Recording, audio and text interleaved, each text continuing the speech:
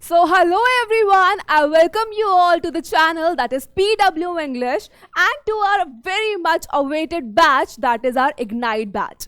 So in this batch, as we have already told you, we are going to cover the one-shots of each and every chapter out there with detailed explanation and good amount of questions, and your practice sessions will also be there, practice paper will also be there on the application itself.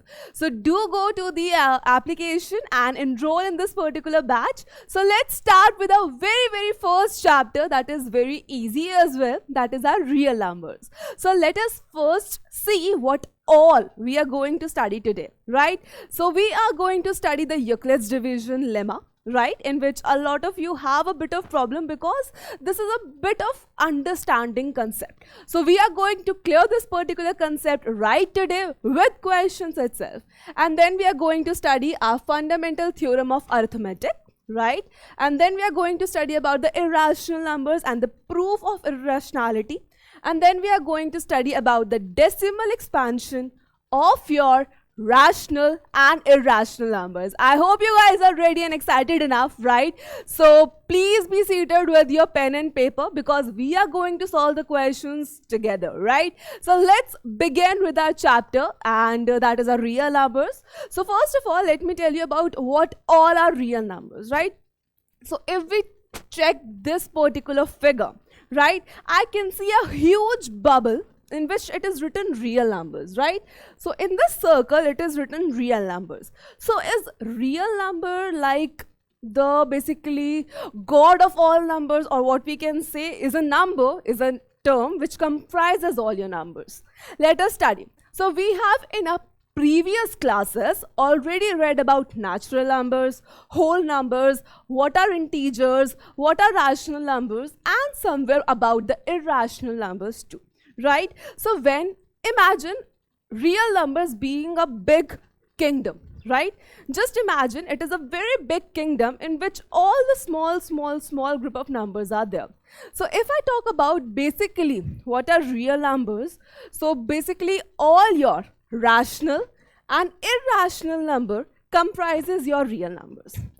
Even if the number is rational, even if the number is irrational, both are included in your real numbers, right?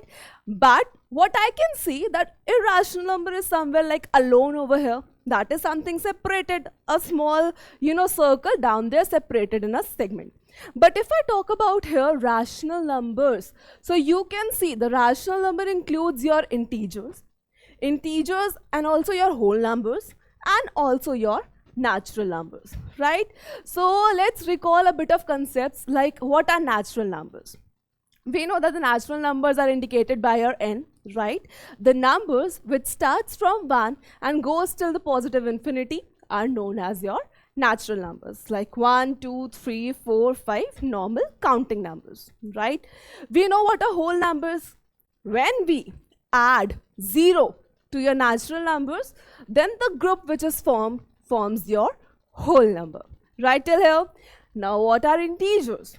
We have included 0 in natural number, that has formed our whole numbers. Now if we talk about what are integers, so all the positive numbers and all the negative numbers. Now where will the negative numbers go, right? We have to include them somewhere or the other, right? So all your positive numbers 0 and your negative numbers form your group of integers, right? Now what are rational numbers? So any number that can be represented in the form of p by q are known as your rational numbers. One more thing which has to be added is that your q should not be equal to 0, right? So this is all about your numbers, and in the 9th standard we have learned that basically all natural numbers are whole numbers, but not all whole numbers are natural number. Similarly to the case that all squares are rectangles, but all rectangles are not square, right? So this is how we are going to learn. So real numbers, basically when we talk about this chapter, so all the real numbers if we talk about include your rational number, your irrational number.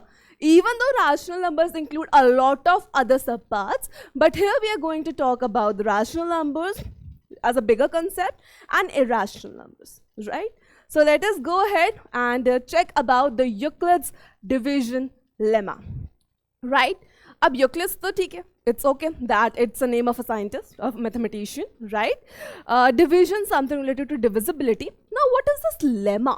This is something like very new word for you, right?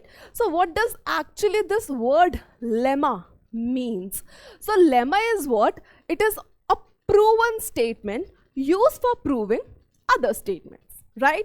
It is basically, you can say, already proven. That is something which is a fact, right? That it is already there. It is already proven statement, and that proven statement can be and is used actually to prove the rest of the statements that we are going to use in this particular chapter. So I hope the word lemma, the definition and the meaning of the word lemma is clear till now. I hope it is, right? So the lemma here, again I repeat, the definition of this, it is a proven statement, a already proven statement which is used, actually that is used to prove other statements, right? So we do not have to prove any lemma. If something which is a lemma, we do not have to prove it, but that lemma will be used further in this chapter to prove other scenarios, right? Other questions, other proving or theorems or whatsoever, right? So that is a lemma. Now let's talk about our topic, that is what is Euclid's division lemma, right? So let's see, for any two given positive integers a and b. Now what are positive integers? We have already read a bit time before on the previous slide. So what is basically integers? When we talk about all the negative, 0 and the positive number, combine your what? Combine your integers. Now here I specifically talk about positive integers, right? All the positive integers, let me take two integers out of that, a and b, right? Any random two integers, a and b. So we have two positive integers a and b. There exists a unique whole numbers q and r such that a is equals to bq plus r. It seems difficult, but it is very easy. This is something which you have been studying like for way before, right? If I tell you with a very simple example, right? So for suppose if I divide 10 by 3, okay, let me just simply divide 10 by 3. So when I divide 10 by 3, I know that 3 3s are 9, right? And then I will have 1 as a remainder because 10 is not completely divisible by a 3, right? So here when I talk about, when I divide 10 by 3, so I see that how I can write this scenario in a statement form, basically if I say. So I can write down 10, right, is equal to 3 into 3 plus 1. Can I or can I not?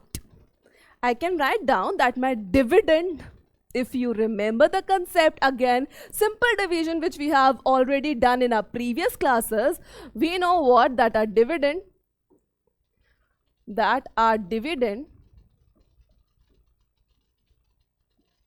is equal to divisor into quotient plus remainder.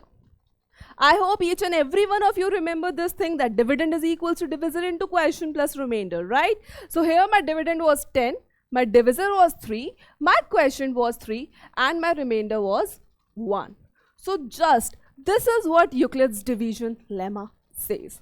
This is it, but in a refined way, in a better way, right? So if I talk about the Euclid's division lemma, that is a equals to bq plus r, where a is nothing but just a number, just a positive integer again, b is just nothing but a positive divisor again, q is the quotient here, and r is the remainder here. So this is as simple as that. You have to do nothing, you have to learn nothing. Basically there is nothing new in this particular thing.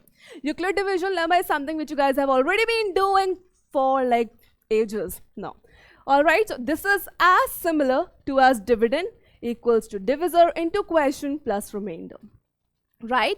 Now what are these unique integers? All right, unique, if I talk about two positive integers a and b, that can be any positive integer, like we already talked about, like the dividend and the divisor. So those are the two positive a and b, right? And there we have quotient and the remainder as q and r. As simple as that. I hope that this thing is very easy peasy, lemon squeezy, clear to each and every one of you, right? All right, so let's see what we have. We have a question out there. So what does the question say is, the number when divided by 73. So there is a number, and when that particular number is divided by 73, it gives 34 as quotient and 23 as remainder. So it is saying that when a number is divided by 73, let me just write down first in that way which you can understand. So for suppose there is a number, we don't know that number yet, but there is a number, and let us assume it as a question mark. And when this number is divided by 73, right? The number when divided by 73. So 73 will be the divisor in this question. We don't know the dividend in this question. The quotient is 23. All right, no problem. The quotient over here which we have is 23, and after dividing, what we are left with is the remainder. That is, sorry, the quotient is 34. I'm so sorry. All right. So the quotient over here is 34. All right. 34 as quotient and 23 as remainder, right? So this is the thing which is given in the question. Now what we have to find? We have to find the number, that what was the number actually, which when divided by 73 gives quotient as 34 and the remainder as 23. Simple, very easy peasy. What we have to do, we just have to write down the dividend is equal to divisor into quotient plus remainder. That is it, nothing else, right? So what is the dividend? We don't know, right? We know the divisor, and the divisor over here is 73. We know the quotient. What is the quotient over here, bacha? The quotient over here is 34. And what is the remainder? The remainder over here is 23. Again, I tell you, this is dividend is equals to divisor into quotient plus remainder. As simple as that. We will multiply 73 and 34 according to the board mass first, right? Yes. So let us just multiply it. So this will give you what? 2482 plus 23. And when we add these two numbers, so this will result in 2505. So this was actually our dividend. Basically that number which when divided by 73 gives your quotient as 34 and remainder as 23.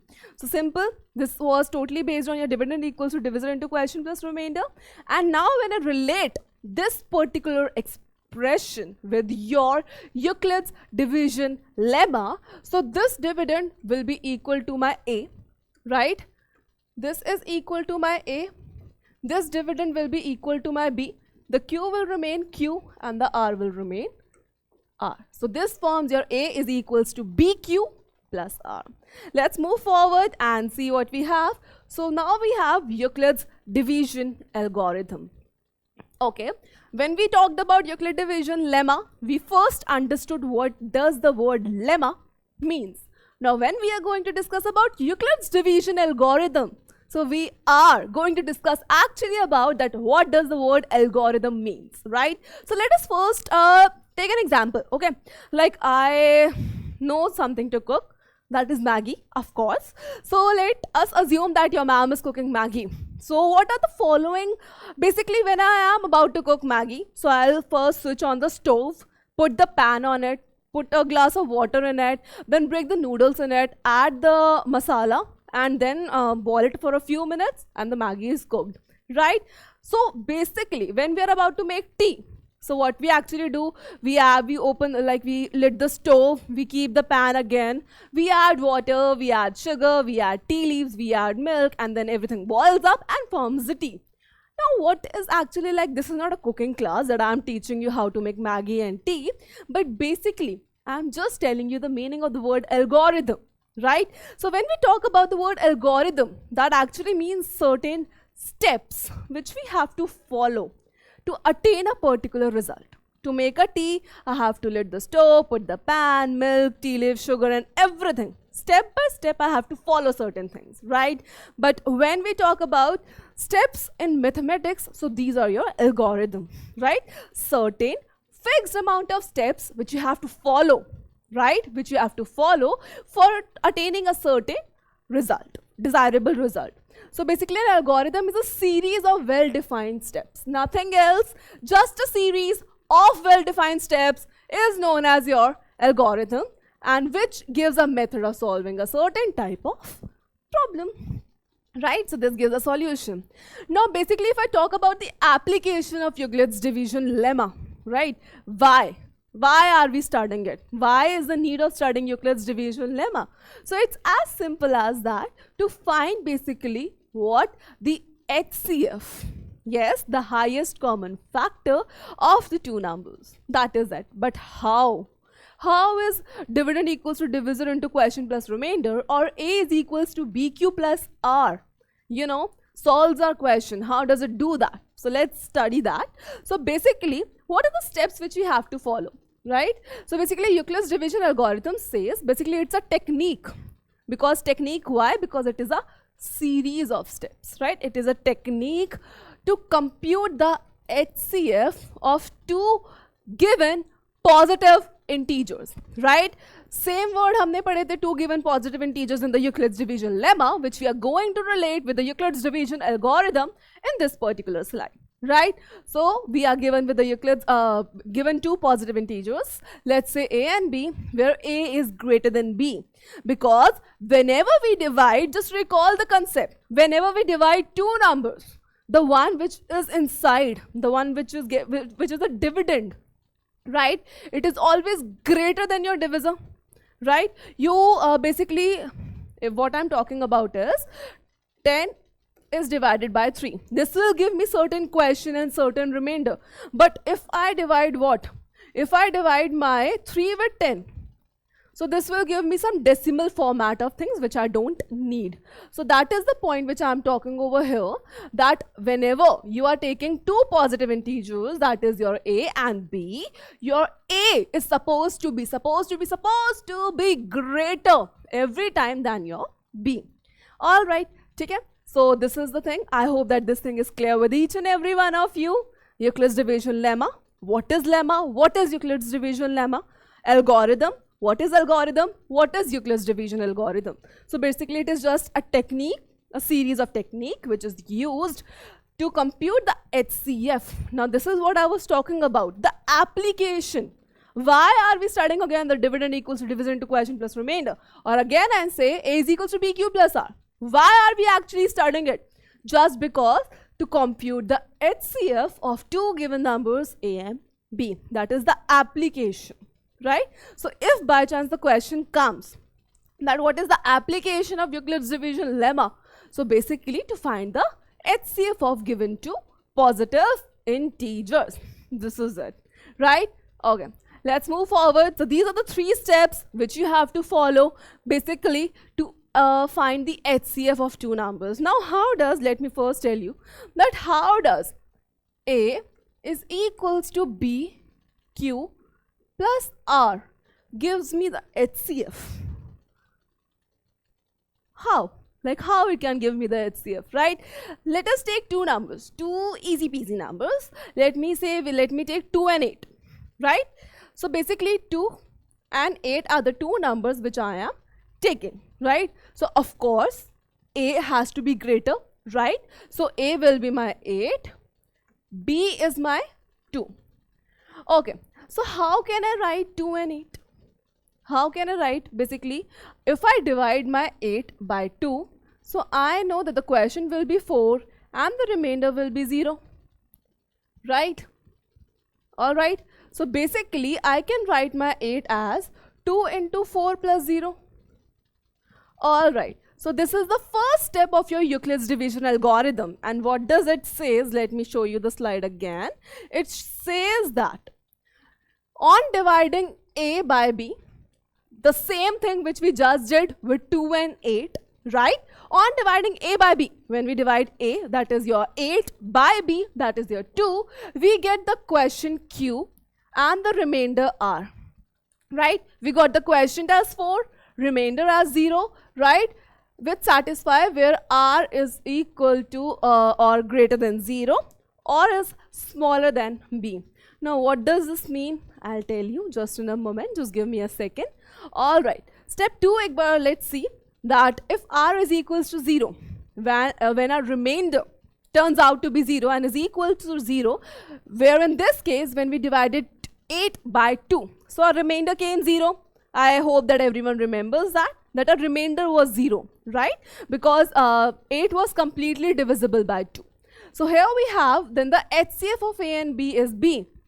Now what is the B? The divisor, the one, which we are dividing with. That means 2. So basically the divisor, when the remainder comes out to be 0, the basically HCF of those two particular numbers is the divisor itself, or we can say according to A is equals to BQ plus R, the B itself, right? So this is what I'm telling you. And the step 3 is basically continue the process till the remainder is 0. And the last divisor will be the required HCF. Let me just explain it to you with 2 examples, right? Okay. So basically first let me tell you what does this thing means. That the remainder should be greater than or equal to 0 or should be smaller than B. Now what does this thing means? Let me explain it to you. So basically when you guys are dividing two numbers, for suppose let me again divide 10 by 3. Right? So if I'm dividing 10 by 3, so I'll get my quotient as 3 and I'll get my remainder as 1. So what does this mean? Either the remainder can be 0, right? If I'm dividing, just listen to the point, alright, very clearly with both the ear open round here, right? So when we are dividing any number, right, with any number, the remainder will always be less than your divisor. Now let's take a very stupid example. Very stupid example. Let me divide these two numbers like this. For suppose I'm dividing again 10 by 3. A very stupid thing which I'm going to do right now, just don't mind. But see, alright, I know that 3 3s are 9 and 3 4s are 12 and 12 will be exceeding 10 and 9 will be the next lesser number, right? But I am a bit stupid and now what I will do 3 2s are 6 minus and then I will be getting 4 as the remainder. Is this the right way to do it? Just tell me by your own self. Is this the right way of doing it? No, right? Because I know that we have a number greater than 6 and less than 10. One more. So this is what I am telling, that your remainder can never be greater than your divisor. And if it is greater than your divisor, that means you have done some error in your division, right? So this is what says that remainder can be 0. Of course 0, if I divide 8 by 2, the remainder comes out to be 0. So it is 0, right? And it can be any number, right? But it always has to be less than your divisor. That is it. Remainder can be 0 or any other number less than your divisor, but not any number more than your divisor. So please, please, please take care of it, that if your remainder comes out greater than your divisor, you are doing it wrong, right? And you will get a 0 0 0. So basically we don't have to get the 0 0 0, so we have to get good marks, and we will see that the remainder can be equal to 0 or it can be greater than 0, but it has to be smaller than your divisor. So this was the first step. I explained it to you, right? Second step I explained to you already, that what does that mean. So basically when we are dividing two numbers, right? If we take any two positive integers, for suppose now let us take 50 and 5, right? So when I divide 50 by 5, I know that 5 ones are 5 minus 0, and this 0 will give me 0. So I will be getting 10 as my question, 0 as my remainder. So when, now I can write down what? 50 is equals to 5 into 10, that is our question, plus remainder, that is 0. If we write it in the format of A is equals to BQ plus R, right? As simple as that. If we write it in this format, so what does the step 2 says? Remember that whenever we have our remainder equal to 0, jab bhi, like whenever we have our remainder equals to 0, so what we have to do? We have to take our B as the HCF. So what is the B here? B. So this is our B, right? So when I talk about the HCF of these two numbers, that is 50 and 5, so if the remainder comes out to be 0, so the HCF of these two numbers will be equal to B, that is 5. I hope that this thing is clear, right? Now let us see that if, ma'am, tell me one thing. No, just tell me one thing. This is a very serious concern, right? If the remainder does not come out to be 0, then what we are going to do? If for suppose the remainder does not come out to be 0, for suppose I am dividing 50 by 3. Let me divide 50 by 3. I know that this division is not going to give me remainder as 0. So let me divide this. Alright, we are discussing the third step out of the 3 steps. We have already discussed 2, and this is the third step which we are discussing right here. So when we look at the board, so if I divide my 50 with my 3, tell me what I am going to get the question. First of all, I am going to take the 1. I am going to take the 3, I will be left with 20, and 3 6 are 18, minus 2 as the remainder. Let me write it in the format of A is equals to BQ plus R. So I can write it down as 50 is equals to B, that is our divisor, that is 3, into question, that is 16, plus remainder, that is 2. Now, when we talk about the step 3, we have seen that when the remainder does not come out to be 0, that if our remainder is not at all equal to 0, so what we are going to do, just focus on this step. Now we are going to repeat this process. We are going to repeat this process, and now our divisor will be our dividend. That means initially our dividend was 50, but that is not giving us the remainder as a big 0. Right? So in the next step, what we are going to take, we are going to take this B. In the next step, our previous B will become our A. That means this B will come over here. Now, and I will be dividing this B with our remainder. Right? I repeat the thing that this is in the format of A is equals to BQ plus R. Right, this is in the format of A is equals to BQ plus R. Alright, fine till here.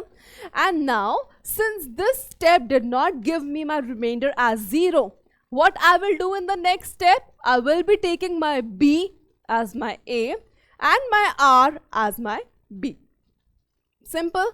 I will be dividing my 3 with my 2. I know that 2 ones are 2, and we will be getting 1 as the remainder. Now again I'll write it in the format of A is equals to BQ plus R. As simple as that. So 3 is equals to what I can write? 2 into 1 plus 1. Still we do not have the remainder as 0. Now what we have to do? Again repeat the process. As simple as that. Now how will you repeat the process? Now this B will become your D, and your remainder will become your B. Now I know that 1 into 1, 2 is equals to 1 into 2 plus 0, right? I know that my 2 is equals to 1 into 2 plus 0.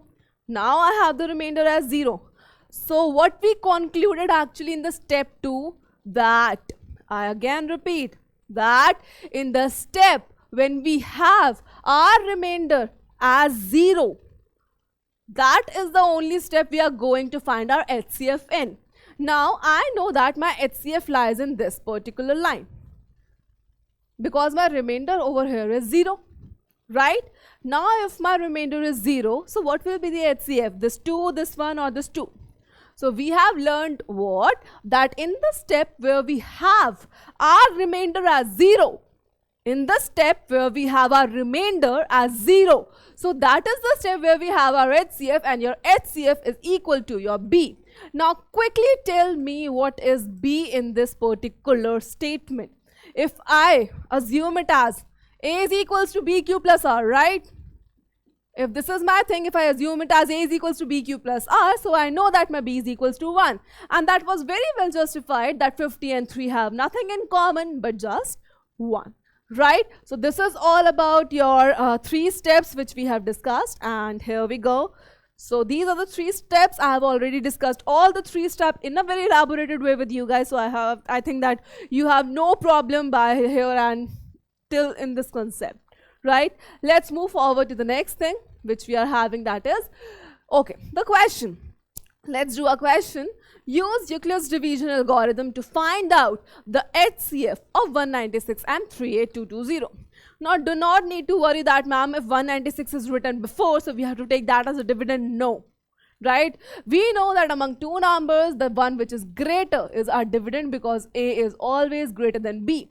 This is as simple as that, nothing to worry about in this.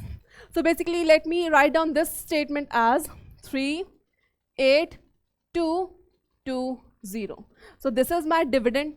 My divisor is 196. Alright, I can see that 196 completely divides this 38220 on 195. You can actually do it with a multiplication, with a long multiplication if you guys are not able to read the table.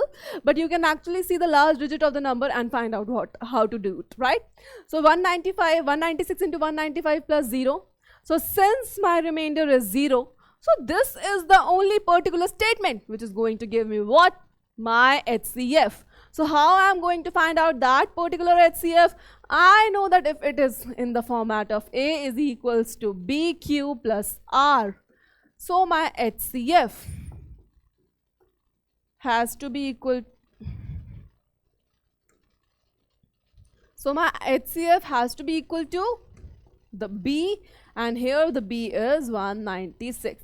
So HCF of these 2 numbers is 196. As simple as that, right? Alright, let's move forward to the next question. That show that every positive even integer is of the form 2m, and that of every positive odd integer is of the form 2m plus 1 for some integer m.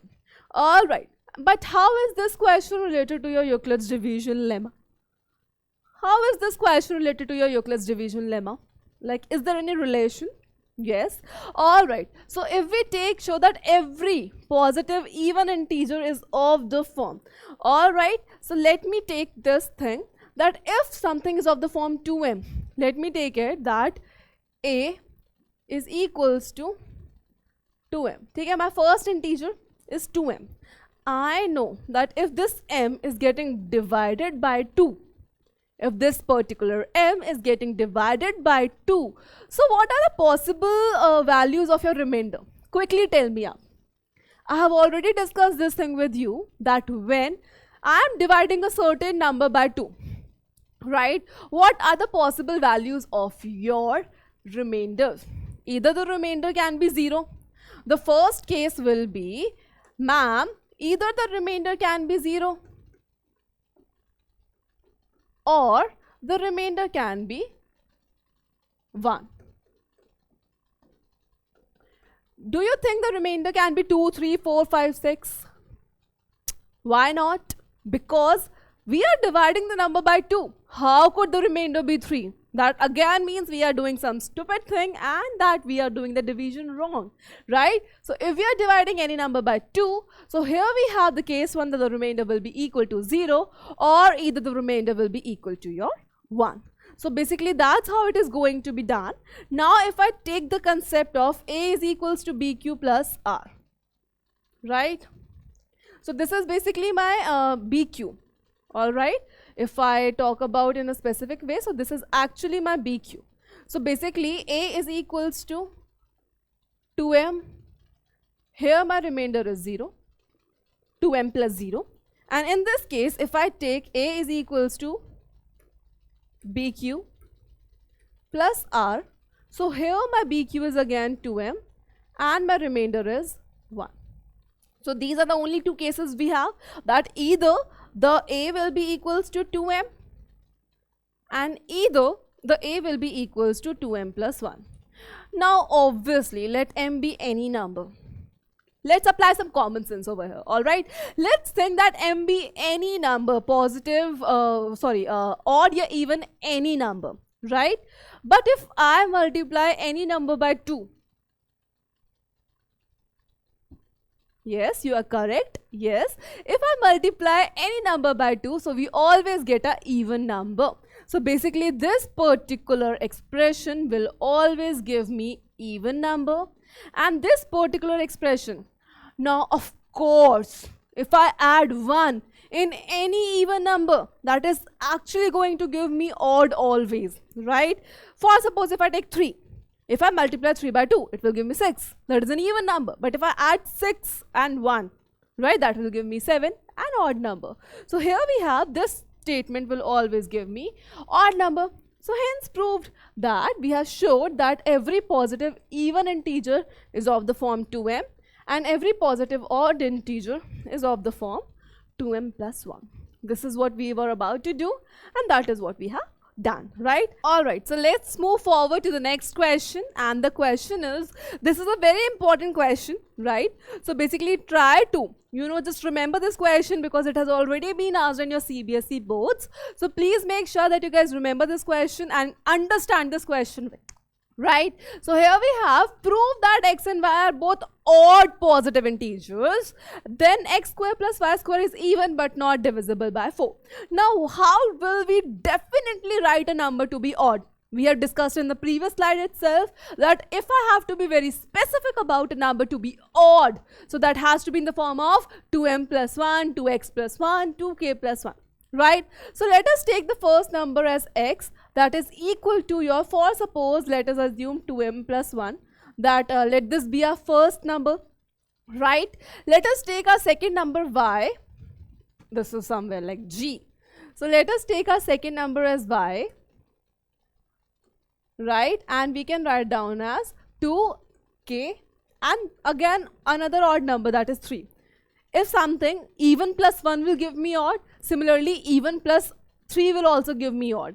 Even plus 5 will also give me odd. Even plus 7 will also give me odd, right? So these are the two odd numbers which we have taken. Now in the next step, what we are going to do, we are first of all going to find out x square plus y square, because that is something which is asked in the question, right? So let us find out what is the x square plus y square. So here we have to do what?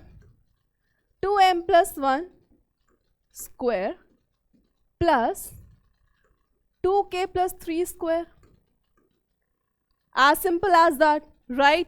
Now what we are going to do, we are going to use the a plus b whole square identity. Nothing else, just the a plus b whole square identity. So here we will be getting what? Quickly, 2m whole square, that means our 4m square. 1 square will give me 1 and 2m into 2 will give me 4m. Similarly, in this particular bracket, it will give me 4k square plus 9 plus this will give me what? 2k, 2 into a into b, that will give me what? 12k. As simple as that, right? I hope that this thing is clear till here, right? Okay, now let me take the same powers together, 4m and 4k square. So this will be 4m square plus 4k square plus 4m plus 12k plus 9 and 1 will give me what? 10. Right? Now what I can do, I can take 4 common from these 4 and in fact these 5, because I can write down my 10 as, how can I write down my 10? Can I write down my 10 as 8 plus 2? Of course, ma'am, why cannot? Right? So we can write it down, we can write down our 10 as 8 plus 2. I have switched it up. Alright, so what now we can do? We can take out common from these 5. Which 5? These 5. We will take out 4 as common. So we will be left with m square plus k square plus m plus 3k plus 2 and, sorry, this last 2. If I take common 4 from these 5 out there, so this will be left inside the bracket, and 2, that is this 2, right? So what this statement now conveys, that this particular expression is even. How? That if a number is divisible by 4, it is even, multiplied by 4, right? If this particular whole term is multiplied by 4, this will give me even for sure. And if this 2 is left, if we add even, if we add 2 in any even number, that will again give me what? Even. So this is clear that this particular expression is even. This is so for sure, right? We have no doubt in that this statement is even. But if I have to prove that this is not divisible by 4, how will I prove it? Because I am left with a remainder, that is 2. Why this is remainder? Because if we clearly see that this whole expression is divisible by 4, if this question was still here, it would have been even also, it would have been divisible by 4 also. But the question comes along, this particular 2 which is there, which is acting as a remainder. And if we have a remainder for a particular division, that means that particular number does not divide the whole particular expression. So this is how you are going to prove this question. Do not forget to take this 3 and this as +1, right? Okay, I hope this question is clear. Let's move forward. Now what we are going to discuss, we are going to discuss our fundamental theorem of arithmetic. Now what does this fundamental theorem of arithmetic states?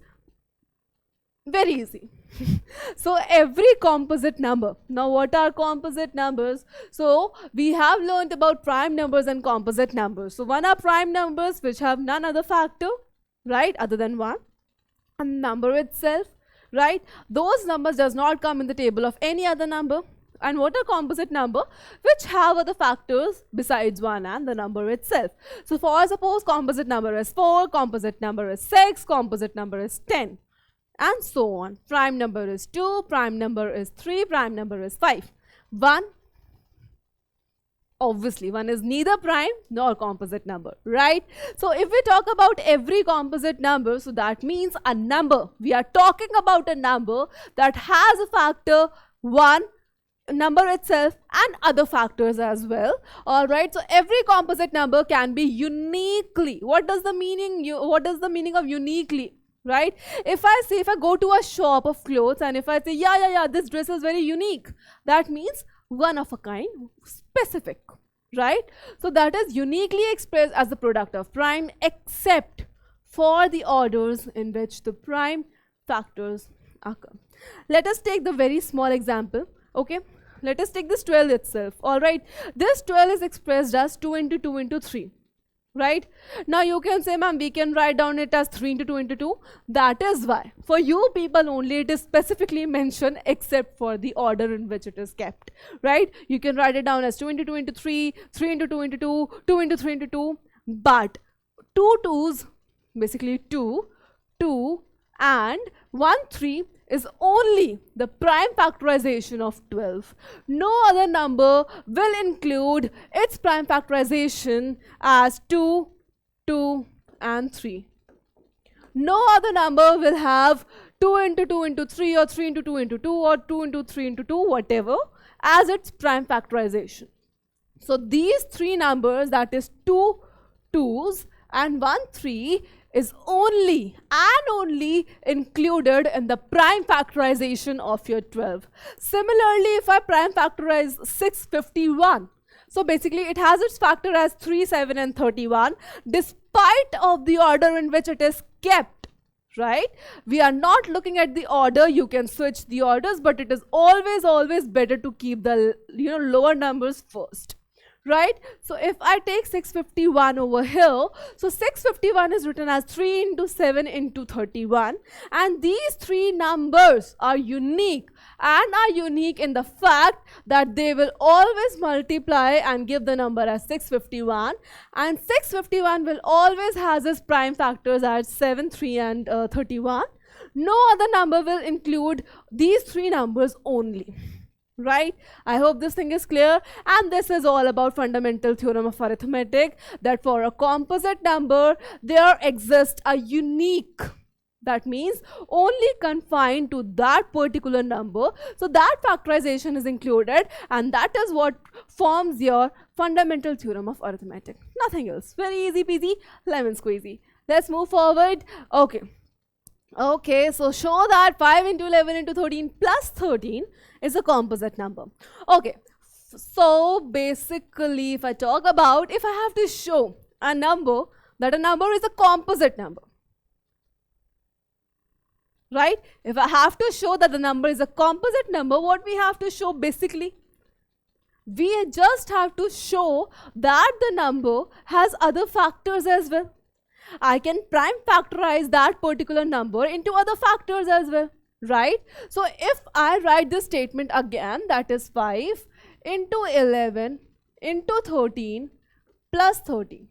All right. Okay. The first step which I am going to do is, I should take something common. If I am seeing something getting repeated, I'll take that common. So this 13 and this 13 is into repetition. Right? So I can write this as, if I take 13 common, so of course these three numbers were in multiplication. So if I take the 13 common, I will be left with 5 into 11. And if this 13 is taken out, that will be left with plus 1 only. Right? Now I can do what? 13 into 55 plus 1. And what is 55 plus 1? 13 into 56. You can factorize 56 as well, 56 if you want to, but there is no need, because in this step itself it is visible that this particular number has other factors. Basically, if you want to factorize 56, what you will get? 56 is what? Basically 8 into 7, right? You know that 8 is equals to 2 to the power 3 into 7. So these are the prime factorization. So I can write this number as the prime factors of 2 to the power 3 into 7 into 13. So if I have so many factors, if I have so many prime factorization, if I have so many prime numbers in the prime factorization of this particular number, so how this number can be prime? This has to be composite. Why? Because there are a lot of factors down there. Got it? So this is how you are going to do such type of questions. Let's move forward to the next question. Okay, an interesting one. Have been asked in your paper before.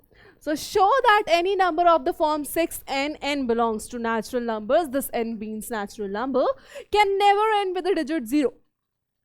Okay, so there is one simple lemma again which you have to follow, that for a number, you know, for any expression, okay, you tell me, out of 1 to 9, whose square or whose any power will give you 0 at the end? Does any power of 2 gives you 0 at the end? It is 2 to the power 1 is 2, 2 power 2 is 4, then we have 2 power 3 is 8, then we have 2 power 4 is 16, and so on. That will never give me an end of 0. The ones place 0. If I talk about any power of 3, 3 power 1, 3 power 2, 3 power 3, 3 power 4, 3 power 5, any power of 3, does that give me end that is the ones place as 0? No, right? So basically there is only one and only one number. All right, so basically if I have to say what, if this number has to give me the ending as 0, right? So basically that has to include factorization, its prime factorization,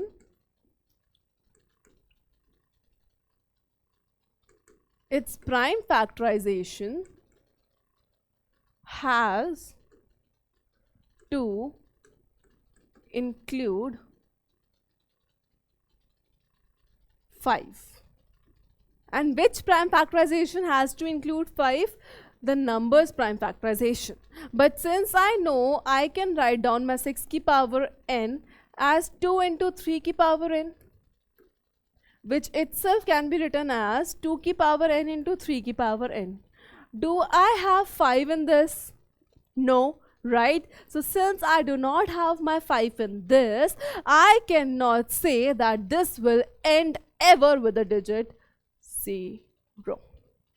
I hope this is clear. Easy question hai, but just a trick which you need to remember, and that is this particular line, important line. Right? Let's move forward to the next thing. Now what we are having, HCF and LCM. Now what is HCF? We all know, highest common factor. What is LCM? We all know that is the lowest common multiple. HCF basically is the product of the smallest power, though it is the highest. That is the irony of this world, bacha. Irony of this world.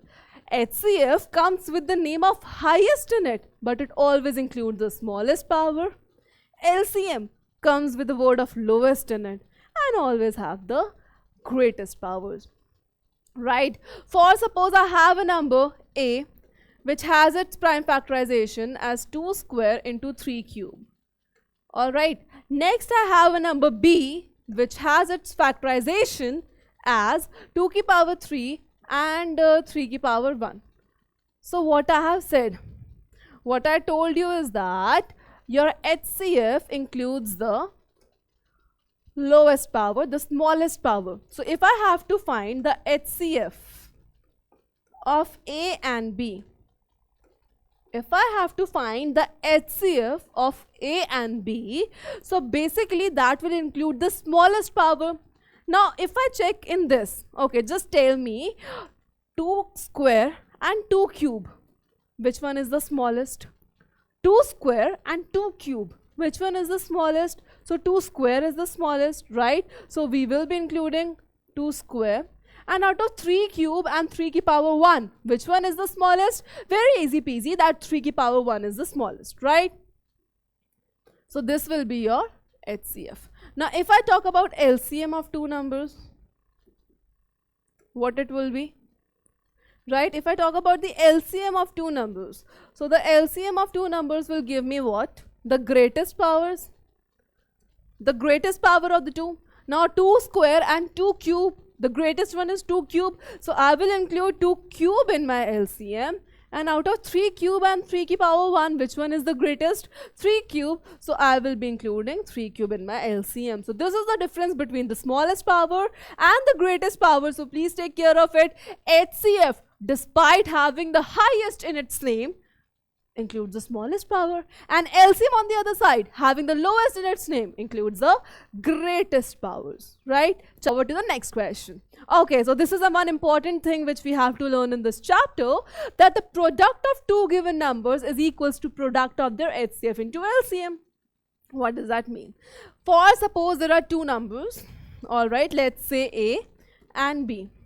For suppose the HCF, let be the HCF be HCF and the LCM is LCM itself. So what does this statement say? That HCF into LCM of two numbers is always equivalent to the product of those two numbers itself. That means A into B is always equal to the HCF of AB into the LCM of AB. So this is what it is all about, right? Let's do a question with this. The HCF of two numbers is 23. Let us write down what is all given in the question quickly. So here we go. Just sit with your pen and paper. I've already told you. Solve it with me. Come on. The thing is, HCF of two numbers is given as what? 23. And their LCM is given as what? 1449. If one of the number, let us assume that A is given to us as 161, we have to calculate what is B. We have to calculate what is B. As simple as that. I have just told you, right? Quickly do it with me. So A into B will give me what?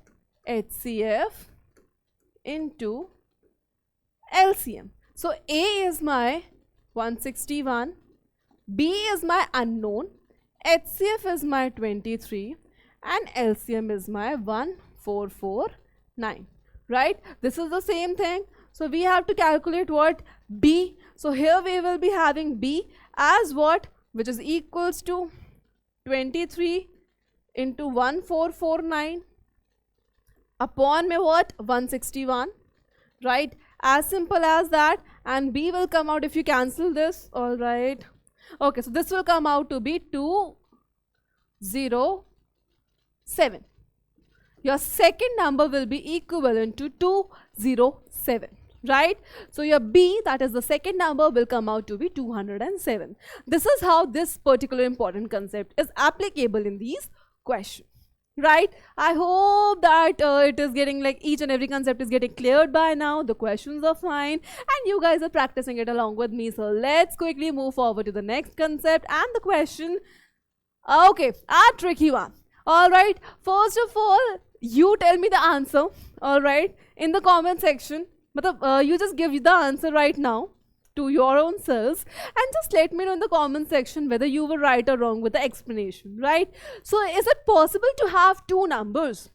Is it possible? Like, is it possible on this earth to have two numbers which have their HCF as 18 and LCM as 760? Is this possible to have such two numbers? How will we find out this? Neither the two numbers A and B, neither of the one is given. How are we going to find out in this particular question? So basically what we have to do in this question, we always, let me give you a hint. Basically, what is that hint? That is the reason of this question, that whenever such question comes, that whether such two numbers are possible or not, whether this is possible or not, you always just have to check what? That your LCM should always, that the LCM of two numbers should always be completely divisible by your HCF. That your LCM should always and always and always be completely divisible by your HCF. That means it should always give you a remainder of 0. If it is giving you the remainder of 0, so yes, such two numbers are possible. But if this, like, if I divide 760 by 18, these are not completely divisible. So simply I will write down no. For such two numbers,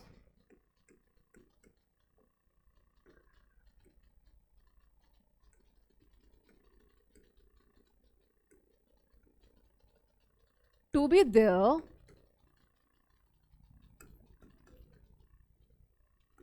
the LCM has to be completely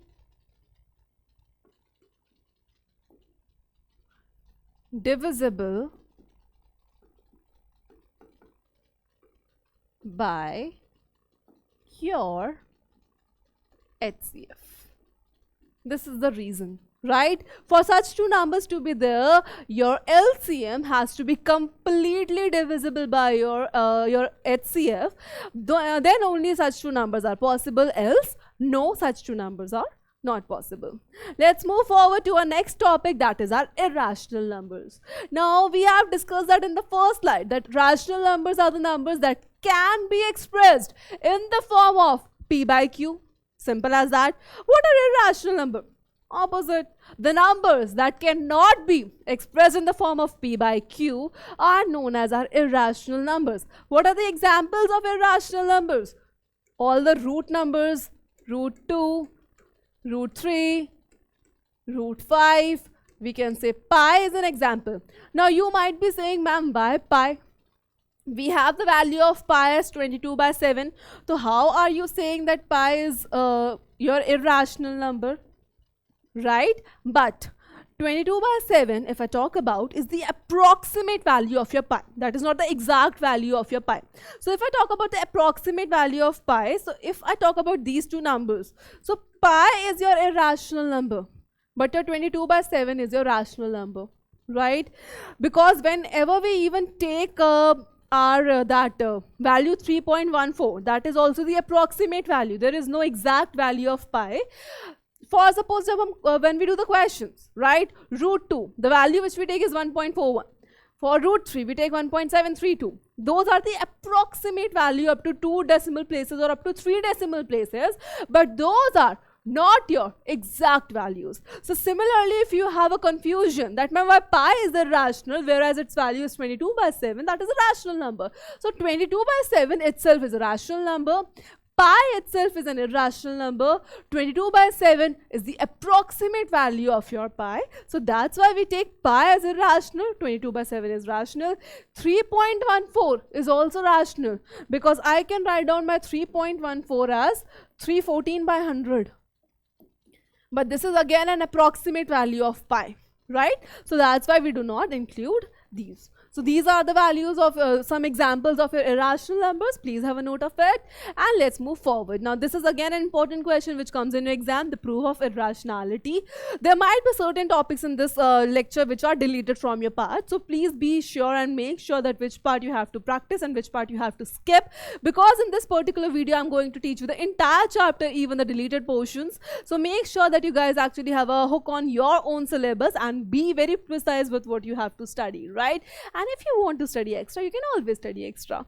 So I have to prove that root 2 is irrational. So basically there is no such hard and fast proof for this. There is just one proof where we have to take the contradictory. Now what is contradictory? When someone says me, don't do this. Now I'll be like, I have to do this. This is the contradiction. If someone says not to do that, I will to do that, right? That is the contradiction. So if this is asking me to prove that root 2 is irrational. Root 2 is rational. That is the contradiction. So on the contradictory, let us assume what we have to do. We just have to assume that our root 2 is rational. Alright. Now I know that if my number is rational, if any number is rational, that has to be in the format of p by q. Here I can say a by b, where b is not equal to 0. So let me say what? That my root 2, being a rational number, can be expressed in the form of a by b, where a and b are co-prime. This is the condition. Co-prime means that these two numbers does not have any common factor between them, right? So if I have root 2 equals to a by b and I have to write, then a and b are co-prime numbers. Alright, okay. I can write down it as, let me take this b over here. So this will become b root 2 equals to a. Sorted, right? In the next step, what I'm going to do, I'll square both sides. So what I'm going to do, squaring both sides. So I will be having what? B root 2 square is equals to a square. B square will give me b square. Root 2 square will give me 2. And this will be equal to a square. If I rearrange this, this will form 2b square is equal to a square. Alright. Now what does this mean? So if I have 2b square equals to a square, if a square is equal to 2 into b square, that means 2 is basically, a square is divisible by 2. For suppose if I write 4 is equals to 2 into 2, that means 4 is divisible by 2. If I write 6 is equals to 2 into 3, that means 6 is divisible by 2, right? So similarly, if a square is equals to 2b square, so basically here we can write that a square is divisible by 2. Now since a square is divisible by 2, if a number square is divisible by 2, for suppose 6 square, that is 36. If 36 is divisible by 2, so does 6 is divisible by 2. Right? If 10 square, that is 100 is divisible by 2, so 10 is also divisible by 2. Right? If 3 square 9 is not divisible by 2, that means 3 is also not divisible by 2. Right? So similarly, a square is divisible by 2, that means a is also divisible by 2. So basically what I can do is I can write down a as somewhere factor of 2 into any factor c. Let c be any other factor, I don't care. What I care about is this 2. So I can write down that my a is equals to 2c. right? So if my a is equals to 2c, let me substitute this value. Let me take this equation as equation 1 and this equation as equation 2, and let me substitute the value of a in this equation. So that means 2b square, which was equals to a square, now will be equal to 2c square, which will be equals to 2b square is equals to 4c square. 2 and 4 will get cancelled out, so that means b square is equals to 2c square. Now again comes the same concept. Now what is that concept? That if b square has 2 as its factor, so b square is divisible by 2. According to this particular statement, b square is divisible by 2.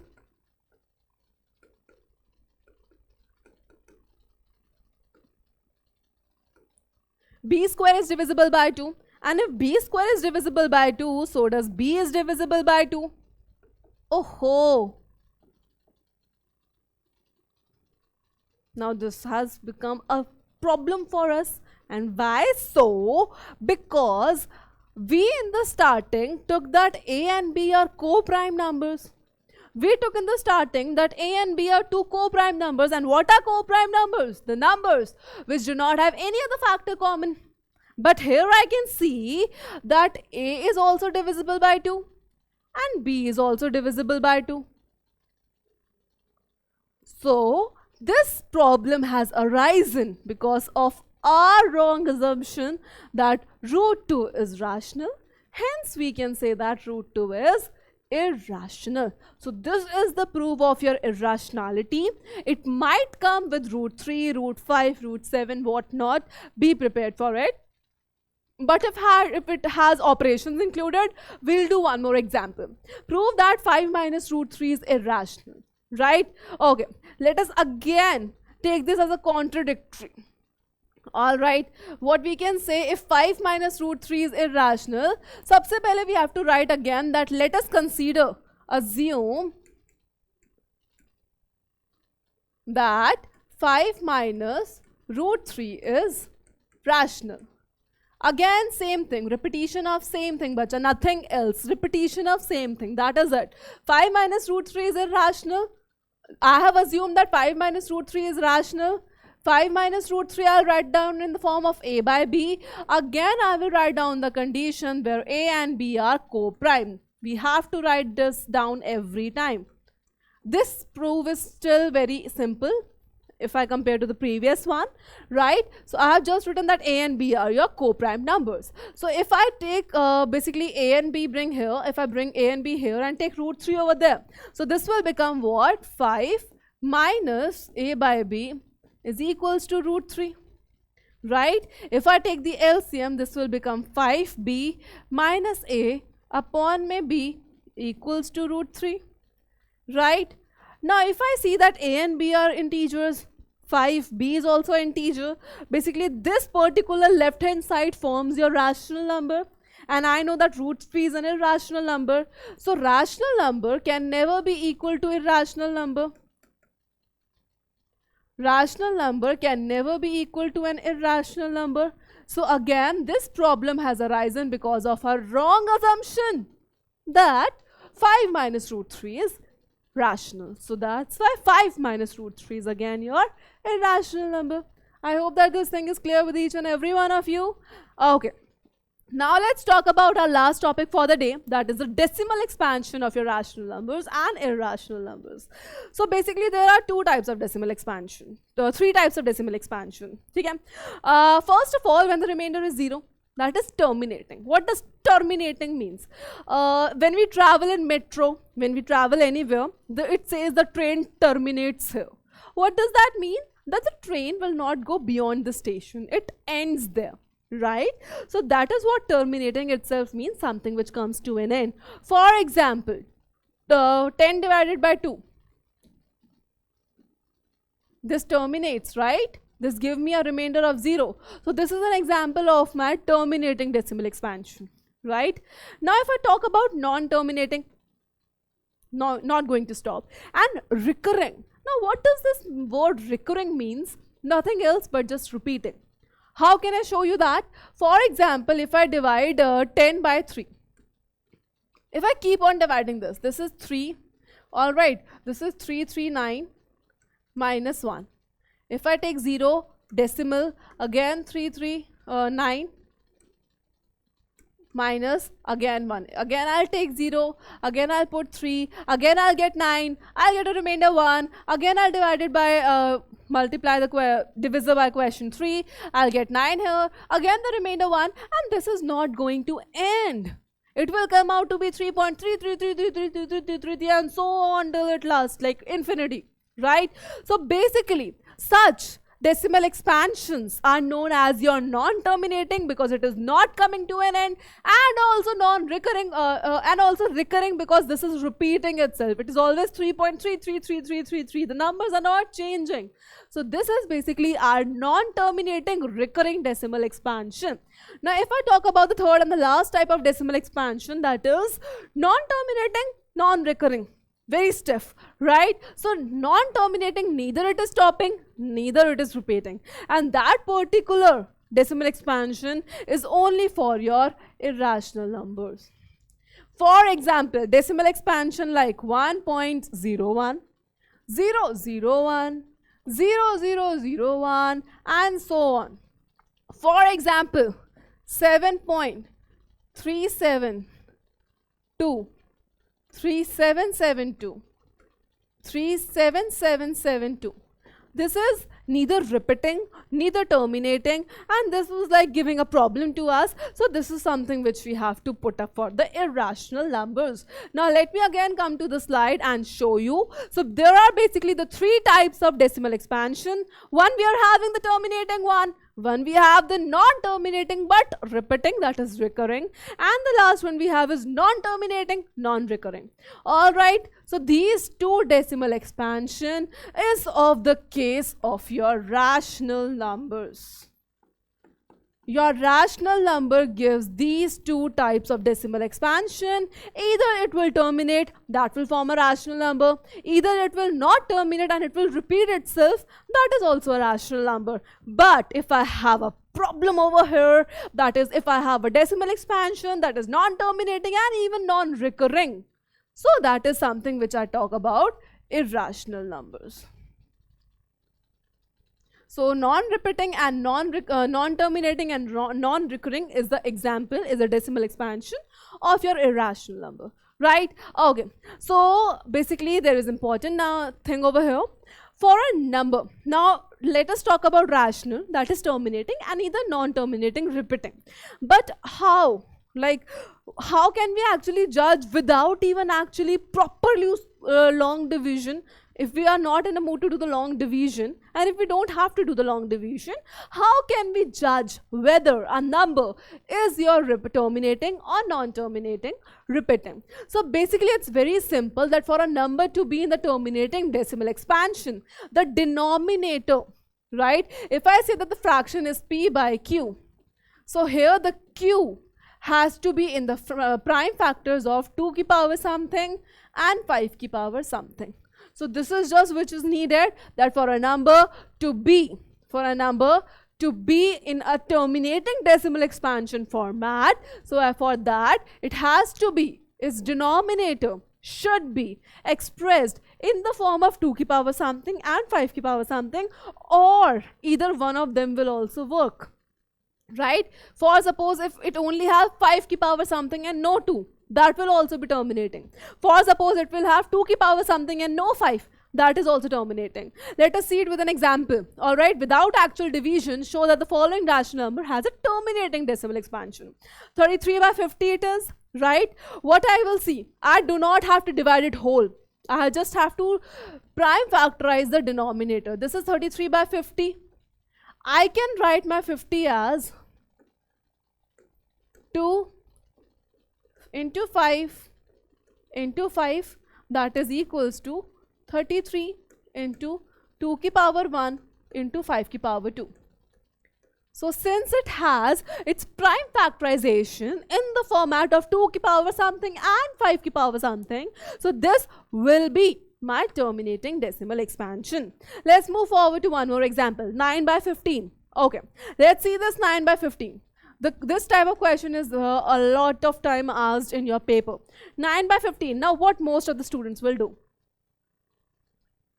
Attention, right? What most of the people will do, they will write this down as 9 upon में 15 as 3 into 5 and write down no, this is non-terminating. But ये हो जाएगा गलत. Why?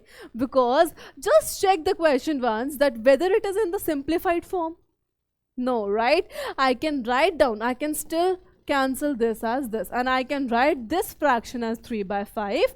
Now I can see that it only has 5 in its denominator, which is also a criteria.